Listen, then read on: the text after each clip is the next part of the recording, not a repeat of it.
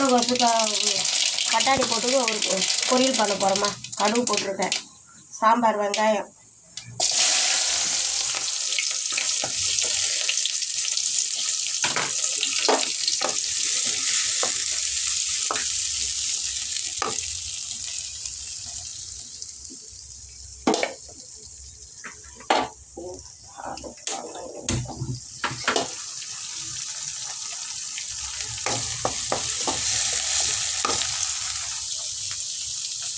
கூட பச்சை மிளகா கொஞ்சம் போட்டுக்கணும்.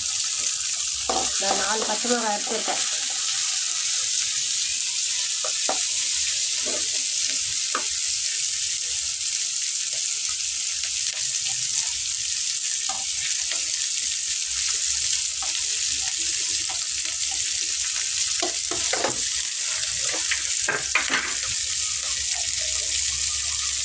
சால்ட்டு தேவையான சால்ட்டு.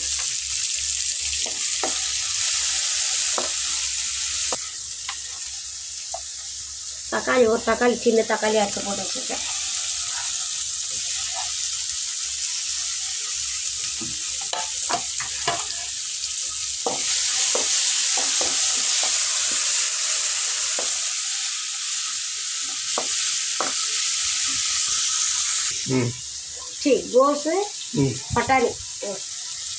கோஸு பட்டாணி இப்போ போட்டுக்கலாம். நல்லா திருவி வச்சுருக்கேன். நல்லா நைஸாக திருவி வச்சுருக்கேன் பாருங்க.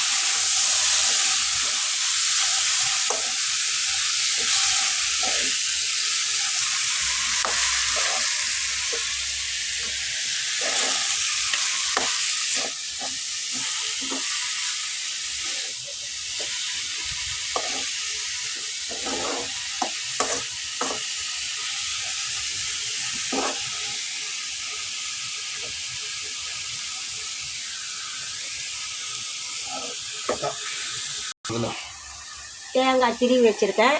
அதை இப்போ நம்ம இதை கூட கலந்துடலாம். பொரியல் ரெடி ஆகிடுச்சு. சும்மா அப்படி கழுவி விட்டு இறக்கிடலாம்.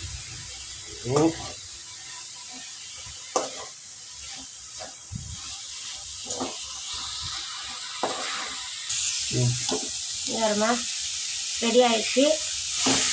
தண்ணி இல்லாமல் முட்டைக்கோசு பொரியல் பட்டாணி போட்டு வச்சுருக்கேன். அவ்வளோதான். இப்போ ஸ்டவ் ஆஃப் பண்ணிடுவோம்.